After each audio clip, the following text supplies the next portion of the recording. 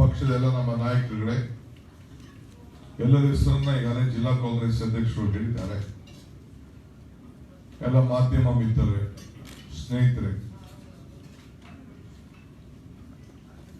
ಇವತ್ತು ನಾನು ನಾನ್ ಪೊಲಿಟಿಕಲ್ ಮೀಟಿಂಗ್ಗೆ ಬಂದಿದ್ದೇನೆ.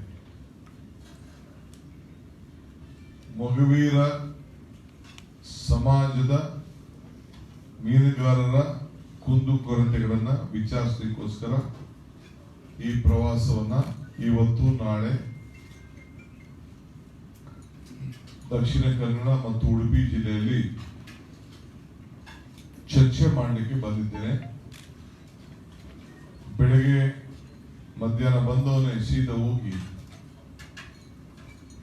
ಬಾಲಾಂಜನೇಯನ ದೇವರ ಸನ್ನಿಧಿಗೆ ನಮಸ್ಕಾರ ಸಲ್ಲಿಸಿ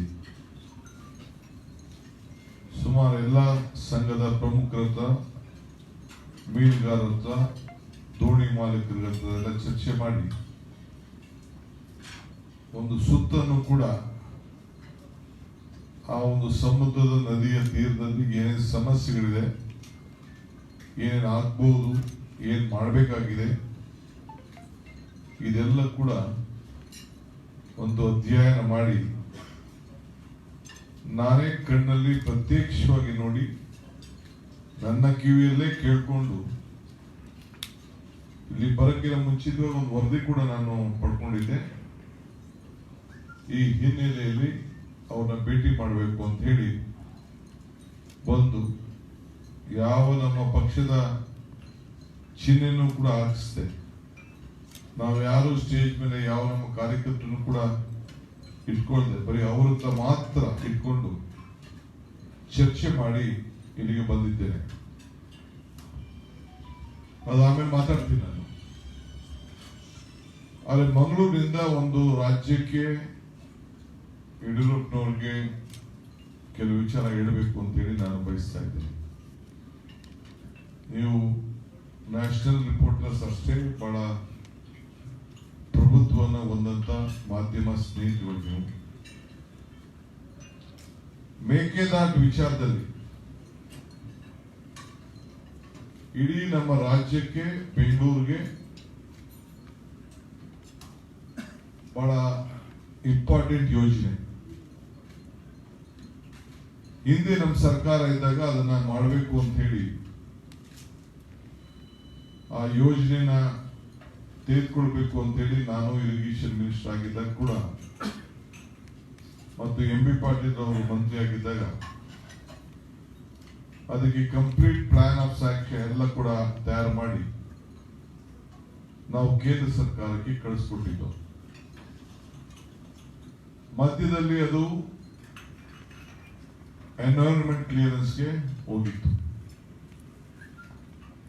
ಅಲ್ಲೂ ಕೂಡ ಈಗ ಎನ್ವೈರನ್ಮೆಂಟ್ ಕ್ಲಿಯರೆನ್ಸ್ ಆಗಿದೆ ಅಂತ ಹೇಳಿ ಮಾಧ್ಯಮದಲ್ಲಿ ನಾವೆಲ್ಲ ಗಮನಿಸಿದ್ದೇವೆ. ಆ ಯೋಜನೆ ನಮ್ಮ ಕರ್ನಾಟಕದ ಯೋಜನೆ. ನಾವು ಯಾವ ಕಾರಣಕ್ಕೂ ನಮ್ಮ ನೀರನ್ನ ತಮಿಳುನಾಡು ಪಾಲನ್ನು ನಾವು ಯಾರು ತಕರಾರು ಮಾಡ್ತಾ ಇಲ್ಲ. ಈಗಾಗಲೇ ಟ್ರಿಬ್ಯುನಲ್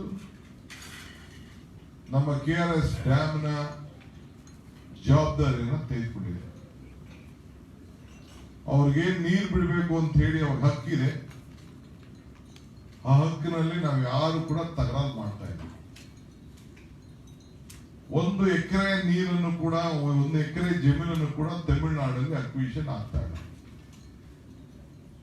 ಬರೀ ನಮ್ಮ ಜಮೀನು. ನನ್ನ ಕ್ಷೇತ್ರದಲ್ಲಿ 95% ಮುಳುಗಡೆ ಆಗ್ತಾ ಇರೋದು ನನ್ನ ಕ್ಷೇತ್ರದಲ್ಲಿ. ನನ್ನ ಕ್ಷೇತ್ರದಲ್ಲೇ ಡ್ಯಾಮ್ ಇರೋದು ಕೂಡ. ಒಂದ್ ಕಡೆ ನಮ್ಮ ಅನುಲ್ ಕ್ಷೇತ್ರ, ಇನ್ನೊಂದು ಕಡೆ ಸಂಗಮ ಮೇಕೆದಾಟು ಇರೋದು ನನ್ನ ಕ್ಷೇತ್ರದಲ್ಲಿ. 500 ಎಕರೆ ಅಷ್ಟು ಪ್ರೈವೇಟ್ ಜಮೀನುಗಳು, ನಮ್ಮ ಜಮೀನುಗಳು ಹೋಗ್ಬೋದು. ಮಿಕ್ಕಿದ ಕೆಲವು ಗವರ್ಮೆಂಟ್ ಜಮೀನೆಲ್ಲ ಸೇರಿ ಒಂದಷ್ಟು ಮುಳುಗಡೆ ಆಗ್ಬೋದು. ಅದೇನಿದ್ರು ನಮ್ಮ ಆಂತರಿಕವಾದಂತ ವಿಚಾರ. ಎರಡೂವರೆ ವರ್ಷದಲ್ಲಿ ಡ್ಯಾಮ್ ಅನ್ನ 3 ವರ್ಷದಲ್ಲಿ ಡ್ಯಾಮ್ ಅನ್ನ ತಯಾರು ಮಾಡಿ ಬೆಂಗಳೂರಿಗೆ ಕುಡಿಯೋ ನೀರು ನನ್ನ ಸ್ವಂತ ಕ್ಷೇತ್ರದಲ್ಲೇ ಈ ಬೇಕಾದ ಯೋಜನೆ ಇರೋದ್ರಿಂದ ನನ್ನ ಕ್ಷೇತ್ರಕ್ಕೂ ಕೂಡ ಒಂದು ಎಕರೆಗೂ ಕೂಡ ನೀರಾವರಿ ಆಗುವಂತ ಯೋಜನೆ ಅಲ್ಲ, ವ್ಯವಸ್ಥೆ ಅಲ್ಲ. ಏನಿದ್ರು ಬೆಂಗಳೂರಿಗೆ ಕುಡಿಯೋ ನೀರನ್ನ ಕೊಡಬೇಕು ಅಂತೇಳಿ ಒಂದು ಯೋಜನೆ ಇದೆ. ಎಲ್ಲ ಈಗಾಗಲೇ ನಮ್ಮ DPR ಮಾಡಿ ಟೆಂಡರ್ ಕೂಡ ಕರೆಯುತ್ತ ಎಲ್ಲ ವ್ಯವಸ್ಥೆ ಕೂಡ ಸದ್ದಾಗಿದೆ. ಇವತ್ತು ಯಡಿಯೂರಪ್ಪನವರು ತಮಿಳುನಾಡು ಚೀಫ್ ಮಿನಿಸ್ಟರ್ ಹತ್ರ ಪಾಪ ಏನೋ ಅವ್ರಿಗೆ ಬಹಳ ರಿಕ್ವೆಸ್ಟ್ ಮಾಡ್ತಾ ಇದ್ದಾರೆ. ಡಬಲ್ ಇಂಜಿನ್ ಸರ್ಕಾರ ಅಂತ ಹೇಳಿ ನಿಮ್ಮದೇ ಆದಂತ ರಾಷ್ಟ್ರ ಮಟ್ಟದಲ್ಲಿ ಬಿಜೆಪಿ ಸರ್ಕಾರ ಇದೆ, ರಾಜ್ಯದಲ್ಲಿ ಬಿಜೆಪಿ ಸರ್ಕಾರ ಇದೆ. ಈ ಡಬಲ್ ಇಂಜಿನ್ ಸರ್ಕಾರ ಬಂದ್ರೆ ಎಲ್ಲ ಕೆಲಸಗಳು ಬಹಳ ಸುಗಮವಾಗಿದೆ ಅಂತ ಹೇಳಿ ನೀವೆಲ್ಲ ಮಾತಾಡಿ ಒಂದಷ್ಟು ಓಟು 104 ಜನ ಮೆಂಬರ್ಗಳು ಮಾಡಿಕೊಂಡು ನಮ್ಮ ಪಾರ್ಟಿ ಜನತಾದಳದಿಂದ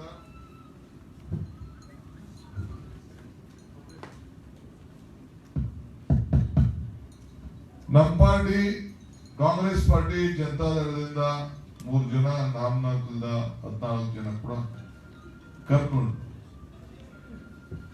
ನೀವೊಂದು ಡಬಲ್ ಇಂಜಿನ್ ಸರ್ಕಾರ ಅಂತೇಳಿ ಮಾಡಿ ಈಗ ಹೋಗಿ ಭಿಕ್ಷೆ ಬೇಡಕ್ ಹೋಗ್ತಾ ಇರೋದು, ಸಂಧಾನ ಮಾಡಕ್ ಹೋಗ್ತಾ ಇರೋದು, ಇದು ನಮ್ಮ ಕರ್ನಾಟಕ ರಾಜ್ಯಕ್ಕೆ ಗೌರವ ತರುವಂತ ವಿಚಾರ ಅಂತೂ ಅಲ್ಲ. ನಾನು ಕೂಡಲೇ ಯಡಿಯೂರಪ್ಪನವ್ರಿಗೆ ಒತ್ತಾಯ ಮಾಡ್ತಾ ಇದ್ದೀನಿ, ಅವರು ಯಾವುದೇ ಸರ್ಕಾರ DMK ಸರ್ಕಾರ ಬರಲಿ,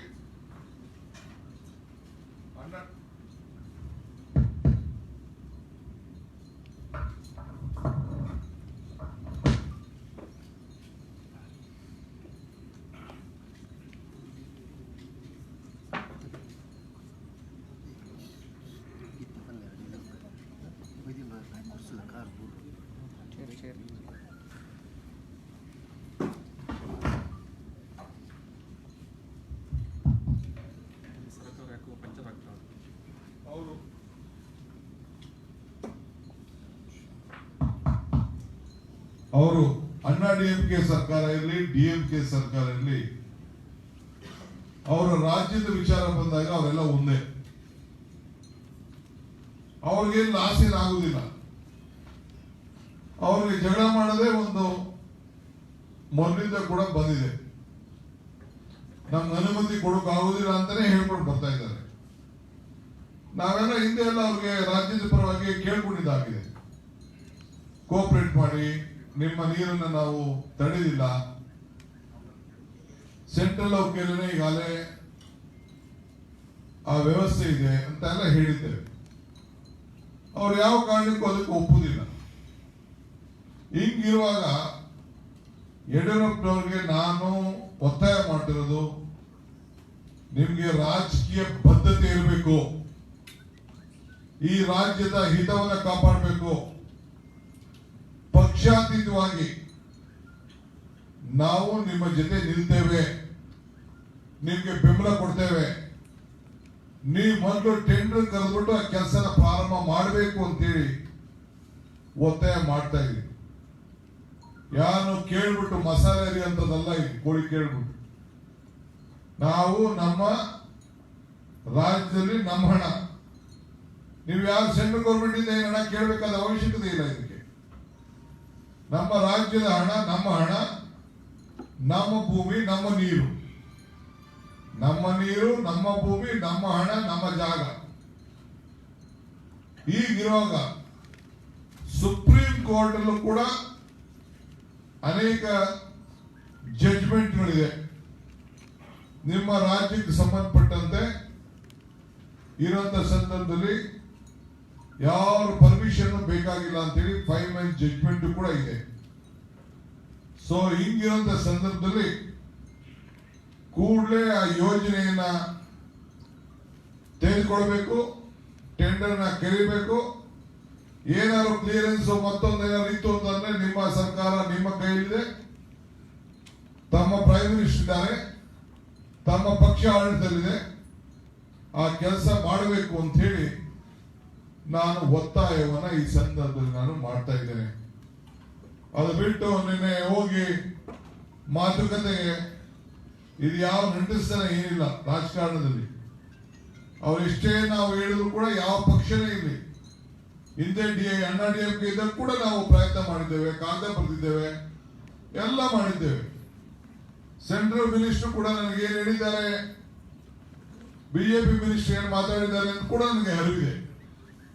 ಸೊ ಈಗ ಅದನ್ನ ಚರ್ಚೆ ಬೇಡ. ಅವರೆಲ್ಲ ಕೂಡ ನಮ್ಮಿಬ್ರು ಕೂಡ, ನಾನು ಇರಿಗೇಷನ್ ಮಿನಿಸ್ಟರ್ ಆಗಿದ್ದಾಗ ನಮ್ಮಿಬ್ರು ಕೂಡ ಮಾತಾಡಿಸ್ಬೇಕು ಅಂತ ಹೇಳಿ ಪ್ರಯತ್ನ ಮಾಡಿದಾಗ ಅನ್ಅಫಿಷಿಯಲ್ ಆಗಿ ಬಂದ್ರೆ ಹೊರತು ಅಫಿಷಿಯಲ್ ಆಗಿ ಅವ್ರು ಬರ್ಲಿಕ್ಕೆ ಹೋಗ್ಲಿಲ್ಲ, ಒಂದು ಟೇಬಲ್ಗೆ ಕೂತ್ಕೊಳ್ಳಿಲ್ಲ. ಅಂತ ಸಂದರ್ಭ ಕೂಡ ಎಲ್ಲ ಈಗ ನಡೆದಿದೆ. ಯಡಿಯೂರಪ್ಪನವರೇ, ಈ ರಾಜ್ಯ ಹಿತ ಕಾಪಾಡಿ, ನಿಮ್ಮ ಡಬಲ್ ಇಂಜಿನ್ ಮಾತು ಏನ್ ಹೇಳ್ತಾ ಇದ್ರಿ ಇಲ್ಲಿ ಪ್ರೂವ್ ಮಾಡಿ, ಈ ಸಾಕ್ಷಿ ಗುಡ್ಡೆಗೆ ನೀವು ಕಾರಣಕರ್ತರಾಗಬೇಕು ಅಂತೇಳಿ ನಾನು ಒತ್ತಾಯವನ್ನ ನಾನು ಮಾಡ್ತಾ ಇದ್ದೇನೆ. ಇದು ನಮ್ಮ ಮೇಕೆದಾಟು ಯೋಜನೆಯ ವಿಚಾರಕ್ಕೆ. ಎರಡನೇ ವಿಚಾರ, ಇವತ್ತು ಬಂದಂತ ವಿಚಾರ ನಮ್ಮ ಮೀನುಗಾರರ ಸಮಸ್ಯೆ. ಬಿಜೆಪಿಯವರು ಪಾಪ ಬಹಳ ಇಲ್ಲಿ ಮತದಾರರ ಬೆಂಬಲವನ್ನ ಪಡೆದು, ಮಗುವೀರ ಅಲ್ಲ ಮತದಾರರ ಬೆಂಬಲ, ವಿಶೇಷವಾಗಿ ಎಲ್ಲ ವರ್ಗದವರ ಬೆಂಬಲ ಕೂಡ ಪಡೆದು ಒಂದು ಸೀಟ್ ಬಿಟ್ರೆ ಹಳೆ ದಕ್ಷಿಣ ತಕರಾರು ಏನಿಲ್ಲ. ಆದ್ರೆ ಇವತ್ತು ಅವ್ರಿಗೆ ಆಗ್ತಾ ಇದೆಯಲ್ಲ ನೋವು. ನಾನು ಬರೀ ಸಬ್ಸಿಡಿ ಒಂದೇ ವಿಚಾರದಲ್ಲಿ ಮಾತಾಡ್ತಾ ಇಲ್ಲ. ಇಲ್ಲಿ ಸಬ್ಸಿಡಿ ವಿಚಾರ ಜಾಸ್ತಿ ಇದ್ದಿದ್ದು ಕಡಿಮೆ ಆಗಿದೆ. ಇವತ್ತು ಫಿಶರ್ಮೆನ್ ಈ ಮಂಗಳೂರಿನಲ್ಲಿ ಈ ಪೋರ್ಟ್ ನ ಏನು ವ್ಯವಹಾರ ವಹಿವಾಟ ಇಲ್ಲ ಅಂದ್ರೆ ಈ ಮಂಗಳೂರಿಗೆ ಬೆಲೆನೇ ಇಲ್ಲ. ಎಲ್ಲ ಎಕನಾಮಿಕ್ ಆಕ್ಟಿವಿಟೀಸ್ ಎಲ್ಲ ಕೂಡ ಈ ಸಮುದ್ರದ ಮುಖಾಂತರ ಆಗ್ತಾ ಇದೆ, ಈ ಮೀನುಗಾರಿಕೆಯಿಂದನೇ ಆಗ್ತಾ ಇದೆ. ಮೀನಲ್ಲದೆ ಸಮುದ್ರದ ಸಾಗಾಣಿಕೆಯಿಂದ ಇಲ್ಲಿ ಆಗ್ತಾ ಇದೆ. ಅದಕ್ಕೆ ಇವತ್ತು ಎಲ್ಲ ಒಂದು ಆರ್ಥಿಕ ಚಟುವಟಿಕೆ ಕೂಡ ಇವತ್ತು ಇಲ್ಲಿದೆ. ಸಣ್ಣ ಒಬ್ಬ ಮೀನಿನ ವ್ಯಾಪಾರ ಮಾಡೋದ್ರಿಂದ ಹಿಡಿದು ಮೀನು ಹಿಡಿಯೋದ್ರಿಂದ ಹಿಡಿದು ಅವ್ರು ಯಾರು ಕೂಡ ನೀವು ಅಸಂಘಟಿತ ಕಾರ್ಮಿಕರು ಅಂತೇಳಿ ಸೇರಿಸಿಲ್ಲ. ಅವ್ರಿಗೆ ಯಾವ ಕಾಂಪನ್ಸೇಷನ್ ಇಲ್ಲ.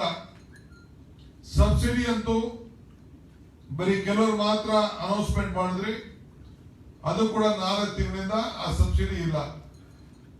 ಈ ಸುಮಾರು 300 ಕಿಲೋಮೀಟರ್ ದೂರ ಏನು ಈ ಸುತ್ತಮುತ್ತಲು ನಮ್ಮ ಕರಾವಳಿ ಪ್ರದೇಶದಲ್ಲಿ ಇಲ್ಲಿಂದ ಏನು ನಮ್ಮ ನಾರ್ತ್ ಎಲ್ಲ ಸೇರ್ಕೊಂಡಿದೆ, ಎಲ್ಲ ಕಡೆ ಬರೀ CRZ ಬರೀ 50 ಮೀಟರ್ಗೆ ಸೀಮಿತ ಮಾಡಿದ್ದೀರಿ.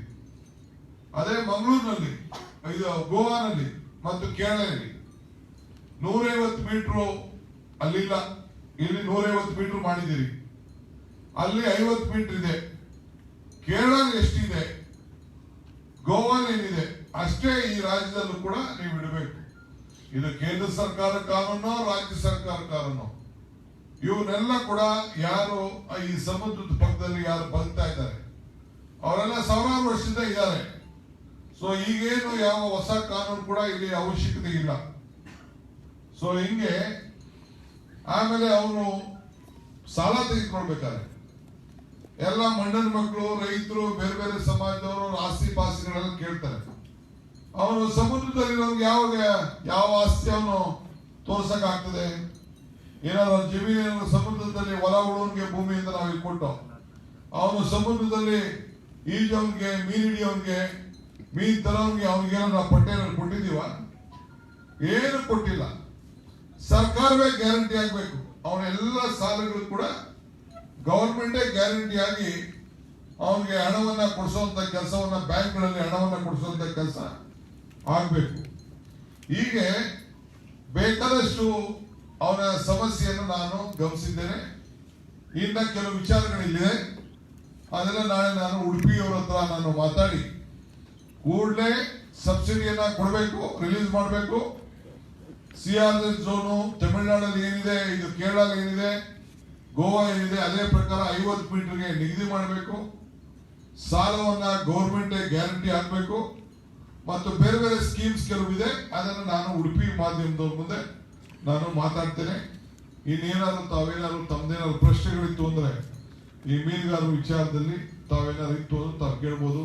ಕಾವೇರಿ ವಿಚಾರದಲ್ಲಿ ಏನಿದ್ರು ತಾವು ಕೇಳ್ಬೋದು.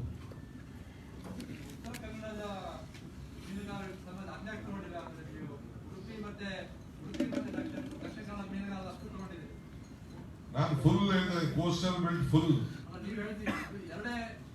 ಎರಡಕ್ಕೆ ಇಲ್ಲಿ ಬಂದಿದ್ದೀನಿ. ನಾಡಿದಲ್ಲಿ ಹೋಗ್ತಾ ಇದ್ದೀನಿ, ಅಲ್ಲೂ ಮಾತಾಡ್ತೀನಿ. ಅಲ್ಲೂ ಕೂಡ ಉತ್ತರ ಕನ್ನಡಕ್ಕೆ ಸಂಬಂಧಪಟ್ಟವರು ಅವರೆಲ್ಲ ನಾಳೆ ಕುಂದಾಪುರಕ್ಕೆ ಬರ್ತಾ ಇದ್ದಾರೆ. ಅಲ್ಲಿಂದ ಅದಾದ್ಮೇಲೆ ನಾನು ಸಿರ್ಸಿಗೆ ಹೋಗ್ತಾ ಇದ್ದೀನಿ.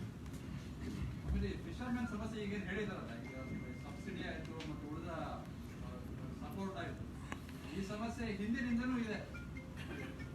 ಈಗ ನೀವು ತಗೊಂಡಿದ್ದ ವಿಚಾರ ಈಗ ನೀವು ಇದನ್ನ ಪ್ರಸ್ತಾಪ ಮಾಡ್ತಿರೋದು ಇದಕ್ಕೆ. ಹಿಂದೆ ನಮ್ಮ ಸರ್ಕಾರ ಬಂದಾಗ ಬೇಕಾದಷ್ಟು ಸಹಾಯ ಮಾಡಿದೆ. ಅದು ಸ್ವಲ್ಪ ಅವರ ಸಮಸ್ಯೆ ಬಹಳ ಇದೆ. ಈಗ ಪ್ರತಿ ಸಂದರ್ಭದಲ್ಲೂ ಕೂಡ ಪ್ರತಿ ವರ್ಷ ಕೂಡ ಬಹಳ ಮಾಡರ್ನೈಸೇಷನ್ ಆಗ್ತಾ ಇದೆ. ಅವ್ರ ಫಿಶರ್ಮೆನ್ ಜವಾಬ್ದಾರಿ, ಬೇಕಾದಷ್ಟು ಅವರ ಸಮಸ್ಯೆ, ನೀರು ಹೋದ್ಮೇಲೆ ಎಷ್ಟು ದಿನ ಸಬ್ಸಿಡಿ ವಿಚಾರ, ಮಾರ್ಕೆಟಿಂಗ್ ವಿಚಾರ, ಇಲ್ಲೊಂದು ಮೆರಿನ್ ಕಾಲೇಜ್ ಆಗಬೇಕು ಅನ್ನೋದು ಒಂದಿದೆ, ಫಿಶರಿ ಯೂನಿವರ್ಸಿಟಿ ಆಗಬೇಕು ಅನ್ನೋದು ಒಂದಿದೆ. ಅದೆಲ್ಲ ಕೂಡ ಫಿಶರಿ ಕಾಲೇಜ್ ಅಂತ ಕೂಡ, ಮತ್ತು ಹೆಡ್ ಕ್ವಾರ್ಟರ್ಸ್ ಎಲ್ಲ ಬೆಳಗಾವಿ ಹೋಗ್ಬೇಕು, ಇನ್ನೊಂದ್ ಕಡೆ ಹೋಗ್ಬೇಕು ಅಂತ ಕೂಡ ಎಲ್ಲ ಇದೆ.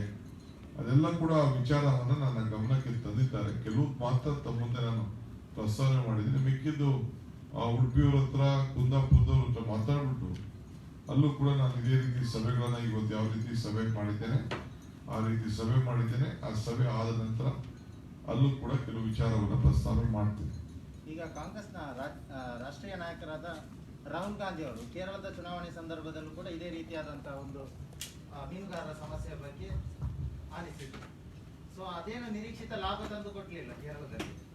ಅದೇ ಇಲ್ಲಿನ ಮೀನುಗಾರರು ಕಾಂಗ್ರೆಸ್ನ ಕೈ ಹಿಡಿಯುತ್ತಾರೆ ಅಂತ ಅನಿಸ್ತಾ ಇದೆಯಾ? ನಾನು ಎಲೆಕ್ಷನ್ಗೋಸ್ಕರ ಮಾಡ್ತಾ ಇಲ್ಲ. ಎಲೆಕ್ಷನ್ ಓಟು ರಾಜಕಾರಣಕ್ಕೋಸ್ಕರ ಮಾಡ್ತಾ ಇಲ್ಲ. ಅವರ ಬದುಕಿನಲ್ಲಿ ಕಾಂಗ್ರೆಸ್ ಪಕ್ಷ ಇರಬೇಕು, ಅವರ ಧ್ವನಿಯಾಗಿರಬೇಕು. ಮೀನುಗಾರರ ಧ್ವನಿಯಾಗಿ ನಾವು ನಮ್ಮ ಕೆಲಸವನ್ನ ನಾವು ಮಾಡಬೇಕು ಅನ್ನೋ ದೃಷ್ಟಿಯಿಂದ ಇಲ್ಲಿ ಬಂದಿದ್ದೇವೆ. ಯಾವ ರೀತಿಯಿಂದ ಅಡ್ರೆಸ್ ಮಾಡ್ತಾರೆ ಈಗ ನೀವು ಸಮಸ್ಯೆ ಆಲಿಸಿದ್ರಿ, ಈಗ ಯಾವ ರೀತಿಯಿಂದ ನೀವು ಅವರಿಗೆ ಬೆಂಬಲವಾಗಿ ಹೋಗಿರಿ. ನಂದು ನಾಳೆ ನಾಡಿದ್ದೆಲ್ಲ ವಿಸಿಟ್ ಅಲ್ಲಿ ಆಗ್ಲಿ, ನೋಡಿ ನಮ್ ಧ್ವನಿ ಯಾವ ರೀತಿ ಇರ್ತದೆ ಅಂತ ಹೇಳಿ ಒಂದಕ್ಕೆ ನೋಡೋಣ. ಇದೆಲ್ಲ ಪ್ರಶ್ನೆ, ಇದಕ್ಕೆ ಉತ್ತರ ಎಲ್ಲ ಒಂದೇ ದಿನ ಬರಬಾರ್ದು.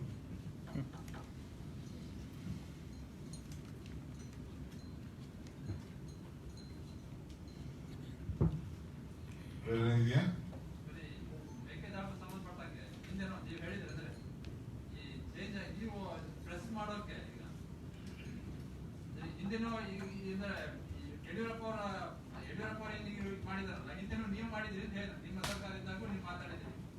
ಈಗ ನೀವು ಒಟ್ಟಾರೆ ಹೋಗ್ಬೇಕು ಅಂತಂದಾಗ ಒಂದು ಸಂವಿಧಾನ ಚೌಕಟ್ಟಿನಲ್ಲಿ ಅದು ಇದಾಗಲ್ವ ಅಂತ ನೋಡಿ. ನಾವು ಹಿಂದೆ ಮಂತ್ರಿ ಇದ್ದಂತ ಸಂದರ್ಭದಲ್ಲಿ ಆಗ ಎನ್ವೈರನ್ಮೆಂಟ್ ಕ್ಲಿಯರೆನ್ಸ್ ಇರಲಿಲ್ಲ. ಈಗ ಎನ್ವೈರನ್ಮೆಂಟ್ ಕ್ಲಿಯರೆನ್ಸ್ ಆಗಿದೆ. ಆಮೇಲೆ ಒಂದಿಷ್ಟು ದೊಡ್ಡ ಅಲ್ಲಿ ಪವರ್ ಪ್ಲಾಂಟ್ ಕೂಡ ಆಗ್ಬೇಕಂತಿದೆ. ಅದು ಕೂಡ 1,000 ಕೋಟಿ ರೂಪಾಯಿ ಯೋಜನೆ ಅಂತ ಒಂದಿದೆ. ಅದು ಲಿಮಿಟೇಷನ್ ಕೂಡ ನಾವು ಮಾಡಿದ್ದೇವೆ. ಆಮೇಲೆ ಈಗ ಜಡ್ಜ್ಮೆಂಟ್ ಕ್ಲಿಯರ್ ಆಗಿದೆ. ಸುಪ್ರೀಂ ಕೋರ್ಟ್ 5 ಬೆಂಚ್ ಜಡ್ಜ್ಮೆಂಟ್ ನಿಮ್ಮ ರಾಜ್ಯದಲ್ಲಿ ನಿಮ್ಮ ಹಣದಲ್ಲಿ ನಿಮ್ಮ ಭೂಮಿಯಲ್ಲೇ ಮಾಡ್ಕೊಡ್ಬೇಕಾದ್ರೆ ಬೇರೆ ಪರ್ಮಿಷನ್ ನಾವೇನು ಈಗ ಅವ್ರಿಗೇನು ನೀರು ಕೊಡಬೇಕು ಅಂತ ನಮ್ದು ಶೇರಿಂಗ್ ಇದೆ. ಆ ಶೇರಿಂಗ್ ಅಲ್ಲಿ ನಾವೇನು ಡಿಸ್ಪ್ಯೂಟ್ ಮಾಡ್ತಾ ಇಲ್ಲ. ಈಗ ಆ ಟ್ರಿಬ್ಯುನಲ್ ಕೈಗೆ ಈಗಾಗಲೇ ಅವರ KRS ಏನೋ ಒಂದು ಗೈಡ್ಲೈನ್ಸ್ ಏನಿದೆ ಅದನ್ನೆಲ್ಲ ಕಂಪ್ಲೀಟ್ ಅವ್ರು ಕಂಟ್ರೋಲ್ ಮಾಡ್ತಾ ಇದ್ದಾರೆ. ಸೊ ಈಗಿರುವಂತ ಸಂದರ್ಭದಲ್ಲಿ ಅವ್ರಿಗೆ ನೀರು ಕೊಡಬೇಕು, ನಾವು ರಾಜ್ಯ ಬದ್ಧವಾಗಿದೆ.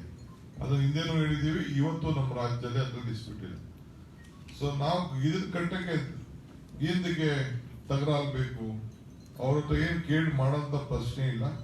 You have to go head ಅಂತ ಹೇಳಿ ನಮ್ಮ ಸಾಲಿಡಾರಿಟಿನ ನಾವು ಎಕ್ಸ್ಪ್ರೆಸ್ ಮಾಡ್ತಾ ಇದೀವಿ. ಸರ್ಕಾರಕ್ಕೆ ತಿಳುವಳಿಕೆ ಕೂಡ ಕೊಡ್ತಾ ಇದೀವಿ. KRS ಡ್ಯಾಮ್ ವಿಚಾರದಲ್ಲಿ ಸುಮಲತಾ ಮತ್ತು HDK ಅವರ ನಡುವೆ ಒಂದು ಮಾತಿನ ಅದಕ್ಕೆ ಸಂಬಂಧಪಟ್ಟ ಅವರಿಬ್ಬರನ್ನೇ ಕೇಳ್ಕೊಳ್ಳಿ, ಅವರಿಬ್ರು ಮಾತು ಅವರಿಬ್ಬರಲ್ಲೇ ಇರ್ಲಿ, ನಮ್ಗೆ ಬೇಡ ಅದು. ಸರ್, ಇವಾಗ ಕಾಂಗ್ರೆಸ್ ಇಂದ ಬಿಜೆಪಿ ಹೋಗಿ ಸರ್ಕಾರ ಮಾಡೋಕೆ ಹೆಲ್ಪ್ ಮಾಡಿದವರೆಲ್ಲ ಈಗ ಸರ್ಕಾರದ ವಿರುದ್ಧ ಮಾತಾಡ್ತಿದ್ದಾರೆ. ಅವರು ಮತ್ತೆ ಕಾಂಗ್ರೆಸ್ಗೆ ಬಂದ್ರೆ ಸೇರ್ಕೊಳ್ತೀರಾ ಹೇಗೆ ಅಂತ? ಅದ್ರ ಬಗ್ಗೆ ಚರ್ಚೆ ಬೇಡ, ನಾನು ನಾಳೆ ಹೇಳಿದ್ದೇನೆ. ಯಾರು ಬೇಕಾದ್ರೂ ಅರ್ಜಿ ಹಾಕೊಳ್ಳಿ, ಆಮೇಲೆ ಪಾರ್ಟಿ ನನ್ನ ಕಮಿಟಿ ಇಲ್ಲೂ ನಿಮ್ಮ ತಾಲೂಕಿಂದ ನಿಮ್ಮ ಜಿಲ್ಲೆಯಿಂದ ಯಾರು ಇರ್ಬೇಕು, ನಮ್ಮಲ್ಲಿ ಇರಬೇಕು, ಅವರೆಲ್ಲ ಕೂತ್ಕೊಂಡು ಎಕ್ಸಾಮಿನ್ ಮಾಡ್ತಾರೆ. 14 ಜನ ಅವ್ರು ಮತ್ತೆ ಸೇರಿಸ್ಕೊಳ್ತೇನೆ ಅಂತ ಹೇಳಿದ್ದಾರೆ ಸಿದ್ದರಾಮಯ್ಯ. ಹೇಳಿ, 14 ಜನ ಏನು ಹೋಗಿದ್ದಾರೆ. ಸರ್, ಇವಾಗ ಬಂದ್ರೆ ಅವ್ರಿಗೆ ಎಂಟ್ರಿ ಇರುತ್ತಾ ಇಲ್ವಾ ಹೇಗೆ ಅಂತ? ಅಪ್ಲಿಕೇಶನ್ ಹಾಕೊಳ್ಳಿ, ಯಾಕೆ ಮಾತಾಡೋದು? ಹಾಕಿ ಆದ್ಮೇಲೆ ಯಾವ ರೀತಿಯಾಗಿ ನಿರ್ಧಾರ ಆಗುತ್ತೆ? ಆಮೇಲೆ ಚರ್ಚೆ ಮಾಡಿ ತಿಳಿಸ್ತಾರೆ. ಕಮಿಟಿ ಇದೆ, ಅದು ತೀರ್ಮಾನ ಮಾಡ್ತಾರೆ. ನಿಮ್ಮ ಕೆಲವು ಸದಸ್ಯರು ಅಂದ್ರೆ ಡಿಮಾಂಡ್ ಇದೆ ಅಂದ್ರೆ ಹೊಸ ಯುವ ನಾಯಕರಿದೆ, ನಿಮ್ಮಲ್ಲಿ ಆಸ್ಪದ ಕೊಡಿ, ಇದು ಮಾಡಿ ಅಂದ್ರೆ ಹಳಬರು ಹಿಂದೆ ಬ್ಯಾಕ್ಗ್ರೌಂಡ್ ಸರಿದು ಹೊಸಬ್ರನ್ನ ನೀವು ಮುಂದೆ ತನ್ನಿ ಅಂತ, ಯುವಕರನ್ನ ಮುಂದೆ ತರುವಂತ ಆ ನಿಟ್ಟಿನಲ್ಲಿ ಏನು ಹೆಜ್ಜೆ ಕಾಣ್ತಾ ಇಲ್ಲ ನಿಮ್ಮ ಇದರಲ್ಲಿ. ಹಾಗೆ ಬೇಕಷ್ಟು ಈ ಮುಂದಕ್ಕೆ ನಿಮಗೆ ಚುನಾವಣೆ ಗೊತ್ತಾಗ್ತದೆ. ಬಹಳ ಹೊಸ ಮುಖಗಳನ್ನ, ಯುವಕರನ್ನ ನೀವು ನೋಡ್ತೀರಿ.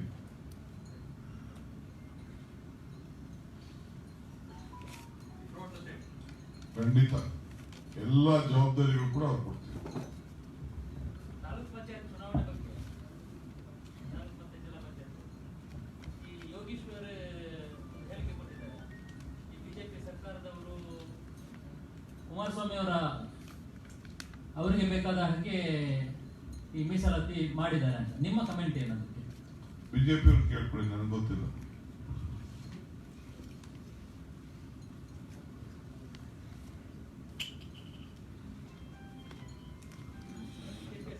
ಒಬ್ಬ ಸಚಿವರಾಗಿ ಒಬ್ಬ ಹೇಳಿಕೆ ಕೊಟ್ಟಿದ್ದಂತ. ಅವ್ರನ್ನೇ ಕೇಳಿ, ನೀವು ಚೀಫ್ ಮಿನಿಸ್ಟರ್ ಕೇಳ್ಬೇಕು, ಅವ್ರನ್ನೇ ಹಿಂಗೆ ಹೇಳೋದು. ಸರ್, ನಿಮ್ಗೆ ಹೇಗೆ ಅನಿಸ್ತಾ ಇದೆ? ಹಾಗೆ ಮಾಡ್ತಿದೆ ಅಂತ ಅನಿಸ್ತಿದೆ ಹೇಗೆ? ನನಗೆ ಗೊತ್ತಿದ್ದಾಗ ಅದೆಲ್ಲ ಅವ್ರ ಪಾರ್ಟಿ ಅವ್ರದ್ದು, ಎಲೆಕ್ಷನ್ ಕಮಿಷನ್, ಸರ್ಕಾರ ನಡೆಸೋದು ಅವರು. ಅದಕ್ಕೆಲ್ಲ ಅವ್ರು ಏನ್ ಬೇಕಾದ್ರೆ ಅವ್ರ ಇಂಟರ್ವ್ಯೂ ಏನ್ ಬೇಕಾದ್ರೂ ಮಾತಾಡ್ಕೊಳ್ತಾರೆ, ನಾಳೆ ಬೆಳಗ್ಗೆ ಒಂದಾಯ್ತಾರೆ. ನಾನು ಯಾಕೆ ಅದಕ್ಕೆ ಇಮಿಡಿಯೇಟ್ ವಿಡ್ರಾ ಮಾಡ್ಬಿಡ್ತಾರೆ, ನಾ ಹೇಳಿಲ್ಲ ಹಂಗೆ ಹೇಳಿಲ್ಲ ಅಂತ ಹೇಳ್ಬಿಡ್ತಾರೆ. ಅವೆಲ್ಲ ನಾವು ನೋಡಿದ್ದೀವಿ. Okay, thank you. Thank you. ನಾಳೆ ಉಡುಪಿ ಭೇಟಿ ಮಾಡೋಣ. ಒಂದು ನಿಮಿಷ.